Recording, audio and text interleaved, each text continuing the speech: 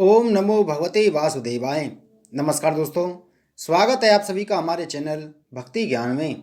दोस्तों, आज मैं आपको श्रीमद् भागवत महापुराण की कथा सुना रहा हूँ। आप सभी भक्तजन इस कथा को श्रद्धा पूर्वक मन लगाकर सुने। भगवान श्री कृष्ण आप सभी की मनोकामना पूर्ण करेंगे और आप सभी के कष्टों को हर लेंगे। दोस्तों, पिछली कथा में हमने सुना था ययाति का गृह त्याग। आज की कथा में हम सुनेंगे पुरु के वंश राजा दुष्यंत और भरत के चरित्र का वर्णन। श्री सुखदेव जी कहते हैं, परीक्षित, अब मैं राजा पुरु के वंश का वर्णन करूंगा। इसी वंश में तुम्हारा जन्म हुआ है। इसी वंश के वंशधर बहुत से राजर्षि और ब्रह्मर्षि भी हुए हैं। पुरु का पुत्र हुआ जन्मेजय। जन्मेजय का प्रचिनवान, प्रचिनवान का प्रवीर, प्रवीर का नमस्यु और नमस्यु का पुत्र हुआ चारुपद। चारुपद से सोहु, सोहु से बहुगव, बहुगव से संयाति, संयाति से अहियाति और अहियाति से रौद्राश्व हुआ। परीक्षित, जैसे विश्वात्मा प्रधान प्राण से 10 इंद्रियां होती हैं, वैसे ही घृताची अप्सरा के गर्भ से रौद्राश्व के 10 पुत्र हुए। ऋतेयु, कोक्षेयु, स्तंडिलेयु, कृतेयु, जलेयु, संततेयु, धर्मेयु, सत्येयु, व्रतेयु और सबसे छोटा बनेयु। परीक्षित, उनमें से ऋतेयु का पुत्र रंतिभार हुआ और रंतिभार के 3 पुत्र हुए, सुमति, ध्रुव और अप्रतिरथ। अपरिरथ के पुत्र का नाम था कव्य। कव्य का पुत्र मेधातिथि हुआ। इसी मेधातिथि से प्रस्कन्म आदि ब्राह्मण उत्पन्न हुए। सुमति का पुत्र रैम्भ हुआ। इसी रैम्भ का पुत्र दुष्यंत था। एक बार दुष्यंत वन में अपने कुछ सैनिकों के साथ शिकार खेलने के लिए गए हुए थे। उधर ही वे कव्य मुनि के आश्रम पर जा पहुंचे। उस आश्रम पर देव माया के समान मनोहर एक स्त्री बैठी हुई थी। उसकी लक्ष्मी के समान अंग कांति से वह आश्रम जगमगा रहा था। उस सुंदरी को देखते ही दुष्यंत मोहित हो गए और उससे बातचीत करने लगे। उसको देखने से उनको बड़ा आनंद मिला। उनके मन में काम वासना जागृत हो गई। थकावट दूर करने के बाद उन्होंने बड़ी मधुर वाणी से मुस्कुराते हुए उनसे पूछा, कमल दल के समान सुंदर नेत्रों वाली देवी, तुम कौन हो और किसकी पुत्री हो? मेरे हृदय को अपनी ओर आकर्षित करने वाली सुंदरी, तुम इस निर्जन वन में रहकर क्या करना चाहती हो? सुंदरी, मैं स्पष्ट समझ रहा हूँ कि तुम किसी क्षत्रिय की कन्या हो, क्योंकि पूर्ववंशियों का चित्त कभी अधर्म की ओर नहीं झुकता। शकुंतला ने कहा, आपका कहना सत्य है। मैं विश्वामित्र जी की पुत्री हूँ। मेनका अप्सरा ने मुझे वन में छोड़ दिया था। इस बात के साक्षी हैं मेरा पालन पोषण करने वाले महर्षि कव्य। वीर शिरोमणे, मैं आपकी क्या सेवा करूं? कमल नयन, आप यहाँ बैठिए और हम जो कुछ आपका स्वागत सत्कार करें उसे स्वीकार कीजिए। आश्रम में कुछ निवार तितरी का भात है। आपकी इच्छा हो तो भोजन कीजिए और जचे तो यहीं ठहरिए।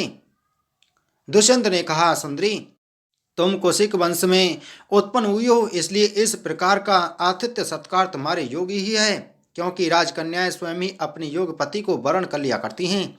शकुंतला की स्वीकृति मिल जाने पर देश काल और शास्त्र की आज्ञा को जानने वाले राजा दुष्यंत ने गांधर्व विधि से धर्मानुसार उसके साथ विवाह कर लिया। राजर्षि दुष्यंत का वीर अमोघ था।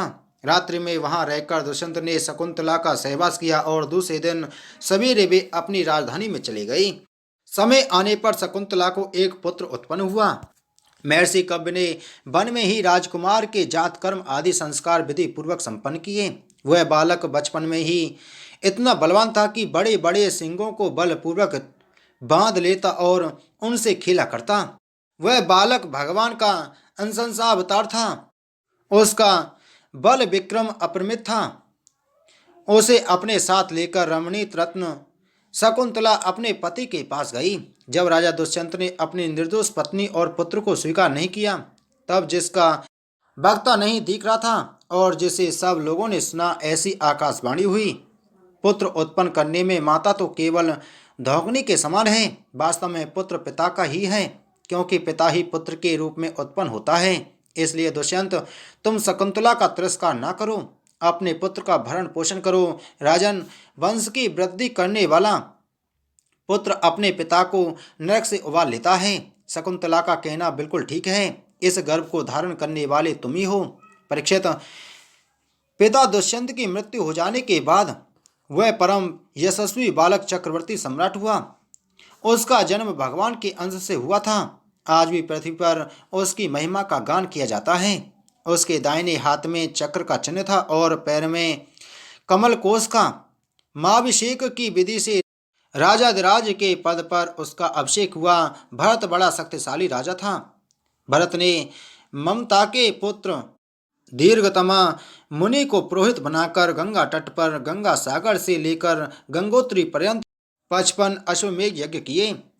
इन सभी यज्ञों में उन्होंने अपार धन राशि का दान किया था। दुष्यंत कुमार भरत का यज्ञीय अग्नि स्थापन बड़े ही उत्तम गुण वाले स्थान में किया गया था। उस स्थान में भरत ने इतनी गौएं दान दी थीं कि 1000 ब्राह्मणों में प्रत्येक ब्राह्मण को एक एक बद्ध गौएं मिली थीं। इस प्रकार राजा भरत ने उन यज्ञों में 133 घोड़े बांधकर यज्ञ करके समस्त नरपतियों को असीम आश्चर्य में डाल दिया। इन यज्ञों के द्वारा इस लोक में तो राजा भरत को परम यश मिला ही, अंत में उन्होंने माया पर भी विजय प्राप्त की और देवताओं के परम गुरु भगवान श्री हरि को प्राप्त कर लिया। यज्ञ में एक कर्म होता है मंसार। उसमें भरत ने स्वर्ण से विभूषित श्वेत दांतों वाले तथा काले रंग के 14 लाख हाथी दान किए। भरत ने जो महान कर्म किया वह ना तो पहले कोई राजा कर सका था और ना तो आगे ही कोई कर सकेगा। क्या कभी कोई हाथी से स्वर्ग को छू सकता है? भरत ने दिग्विजय के समय किरात, हून, यवन, अंध्र, कंक, संक, शक और मलेच्छ आदि समस्त ब्राह्मण 2 ही राजाओं को मार डाला। पहले युग में बलवान असुरों ने देवताओं पर विजय प्राप्त कर ली थी और वे रसातल में रहने लगे थे। उस समय वे बहुत सी देवांगनाओं को रसातल में ले गए थे। राजा भरत ने फिर से उन्हें छुड़ा दिया।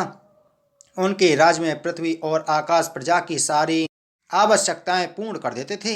भरत ने 27,000 वर्ष तक समस्त दिशाओं का एक छत्र शासन किया। अंत में सार्वभौम सम्राट भरत ने यही निश्चय किया कि लोकपालों को भी चकित कर देने वाला ऐश्वर्य, सार्वभौम संपत्ति, अखंड शासन और यह जीवन भी मिथ्या ही है। यह निश्चय करके वे संसार से उदासीन हो गए। परीक्षित, विदर्भ राज की 3 कन्याएं सम्राट भरत की पत्नियां थीं।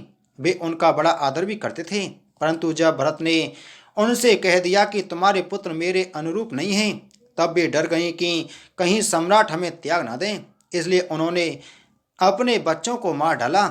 इस प्रकार सम्राट भरत का वंश बेतह अर्थात विच्छिन्न होने लगा। तब उन्होंने संतान के लिए मरुत्सोत्तम नाम का यज्ञ किया। इससे मरुदगणों ने प्रसन्न होकर भरत को भरद्वाज नाम का पुत्र दिया। भारद्वाज की उत्पत्ति का प्रसंग यह है कि एक बार बृहस्पति जी ने अपने भाई उतत्य की गर्भवती पत्नी से मैथुन करना चाहा। उस समय गर्भ में जो बालक दीर्घतमा था उसने मना किया, किंतु बृहस्पति जी ने उसकी बात पर ध्यान न दिया और उसे तू अंधा हो जा यह शाप देकर बलपूर्वक गर्भाधान कर दिया। उतत्य की पत्नी ममता इस बात से डर गई कि कहीं मेरे पति मेरा त्याग ना कर दें, इसलिए उसने बृहस्पति जी के द्वारा होने वाले लड़के को त्याग देना चाहा। उस समय देवताओं ने गर्भस्थ शिशु के नाम का निर्वचन करते हुए यह कहा, बृहस्पति जी कहते हैं कि अरे मुड़े, यह मेरा औरस और मेरे भाई का क्षेत्रज इस प्रकार दोनों का पुत्र ध्वज है, इसलिए तू डर मत, इसका भरण पोषण कर। भर इस पर ममता ने कहा, बृहस्पति, यह मेरे पति का नहीं, हम दोनों का ही पुत्र है, इसलिए तुम ही इसका भरण पोषण करो। इस प्रकार आपस में विवाद करते हुए माता पिता दोनों ही इसको छोड़कर चले गए। इसलिए इस लड़के का नाम भरद्वाज हुआ। देवताओं के द्वारा नाम का ऐसा निर्वचन होने पर भी ममता ने यही समझा कि मेरा यह पुत्र वितत अर्थात अन्याय से पैदा हुआ है, अतः उसने उस बच्चे को छोड़ दिया। अब मरुद्गणों ने उसका पालन किया और जब राजा भरत का वंश नष्ट होने लगा तब उसे लाकर उनको दे दिया। यही वितत भारद्वाज भरत का दत्तक पुत्र हुआ। बोलो श्रीमद्भागवत महापुराण की जय। बोलो श्री कृष्णचंद्र भगवान की जय।